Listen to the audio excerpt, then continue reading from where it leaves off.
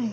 So in this video, I will be looking at Chapter 7 of Mindsets by Carolyn Dweck. So in this chapter, she talks about messages about success and how they can be harmful sometimes, how praising people for success, being successful, for winning an award, for winning a school prize, for whatever it is, or getting an A grade, good grades, whatever it is, can be more harmful than phrasing it in a way that just kind of says like, good job, I'm proud of you, I see all that effort you put in, like, thanks for, like, I can see that you put a lot of hard work into this, and this is why I'm proud of you, and this is why it's a good thing that you were successful.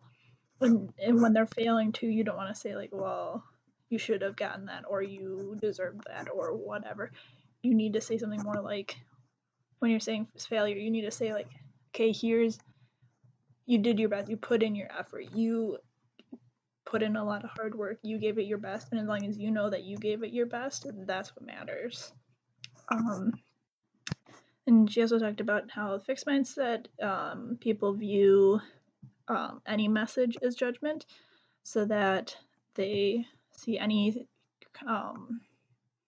message, whether it be from success or failure, as judgment, so that even if it's positive or if it's negative, they're going to take that to heart and they're going to have that judge to be the judge of them as a person. And then the growth mindset people view it as a chance to learn. So even if they did well and they're getting praised for doing well, they take it as they need to, it's something they did good, but they could also improve, keep learning, keep doing better.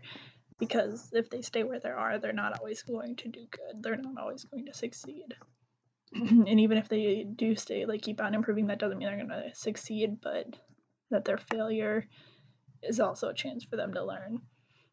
And she also talks about how growth mindset is focused on learning, and that you should always encourage learning, so that when you're praising someone, either for success or if you're comforting them from failure, that you should encourage learning.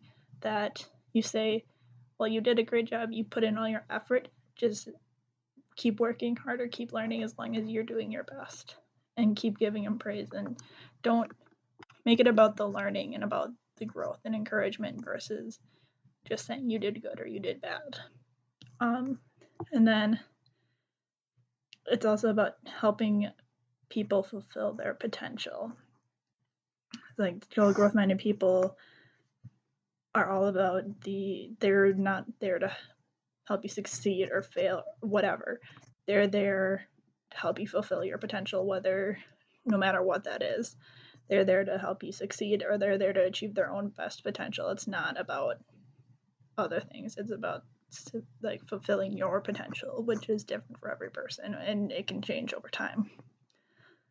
But the quote that I really liked from this chapter was, skills and achievement come through commitment and effort. And I just liked that she specifically states that anything you get, anything, your skills, your achievements, any of that comes from the hard work you put into it, from the commitment you take, like the time you take, the money you spend, whatever it is, comes, and that's what leads to your skills and achievements. A piano player doesn't just magically learn it overnight. They spend years practicing and learning and paying for lessons, and they have to have a piano and all that. So it takes commitment and effort and time, and they're not just taking it one day, like, oh yep, I'm going to learn piano today, and that's that. Now they know how to play piano.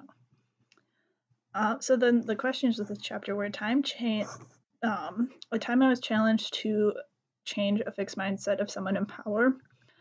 The best scenario I could think of was in my part-time job in high school with my boss, who's the assistant manager. He started about a year and a half after I did. I don't remember if he transferred in or if he just started at Subway, but he was just one of those people who didn't take the time to teach or improve people in the workplace. It was kind of how things are is how they are. Like, he didn't try to improve the location. He didn't try to improve himself, the people there. It was just, that's how things were. Like, that was just it. That's what it was what it was. So why Do I think he was fixed mindset? I think part of it's just that he was raised that way. All his experiences in his life kind of led up to that. Um, I think he kind of felt that he was where he was. He couldn't really rise any further. He had reached his capacity. I mean, I think he just kind of felt that he didn't need to improve. Um, he wasn't very focused on learning. He wasn't the constant learner. He wasn't one of those people who was always striving to learn something new. He was content just staying where he was. And what did I attempt to do to change? At the time, I didn't really know what fixed or growth mindsets were, period.